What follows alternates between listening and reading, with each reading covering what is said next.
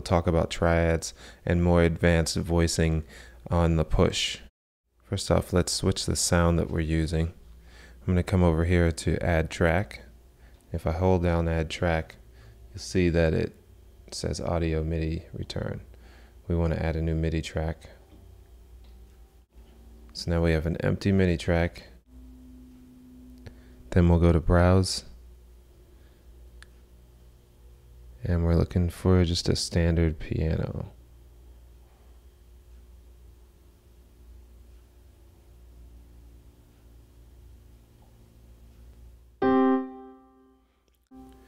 And if you noticed yesterday, you'll see when I press down on the triad, I get a bunch of other buttons that light up green.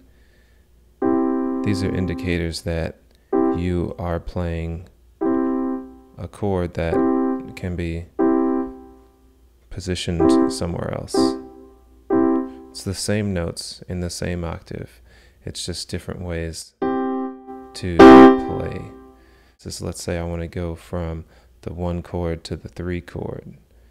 What I would need to do is play the 1, then jump over to the 3. Let's say that doesn't feel comfortable to you. You see that and you go,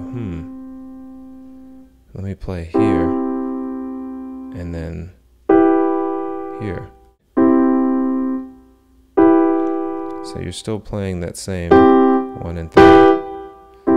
It's just voiced differently. Another triad that you could do is going off of the 6 triad from whatever triad you're playing currently. So I'm just playing the 1, but if I move this finger here, then that is the 6 of this actual triad. So if we go down, there's 6.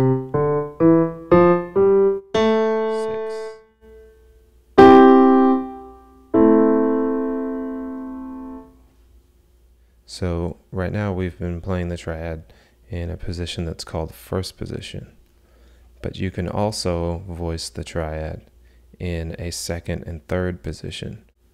These other positions let you get different sounds out of the same chord.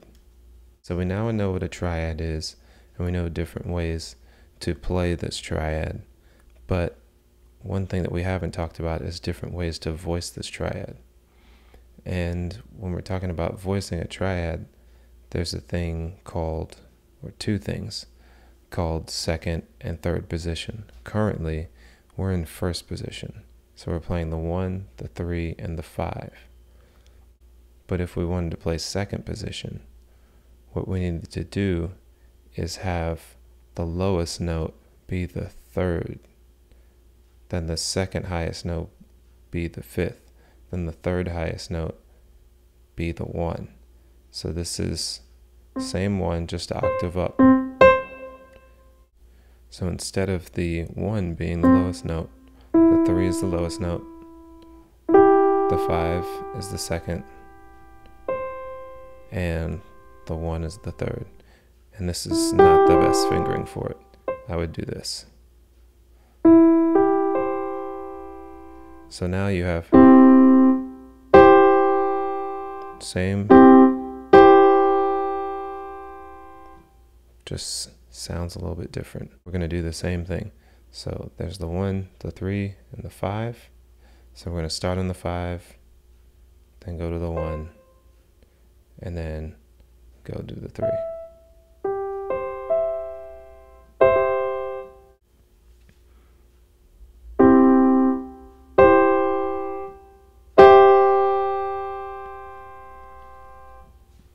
You'll hear that a lot in popular music. Someone will, at the end of a song, be playing the same chord, but just going up the keyboard, and just the way it's voiced sounds a little bit different. Tomorrow, yes, tomorrow, I'm doing videos on Saturday. We will be talking about 7 and 9 chords and different ways to voice them. Please go to my Patreon page if you like this series, and you can support by sponsoring videos, and there's more information on the link below. Once again, this is Josh Spoon, 30 Days of Ableton Push, and I'll see you tomorrow.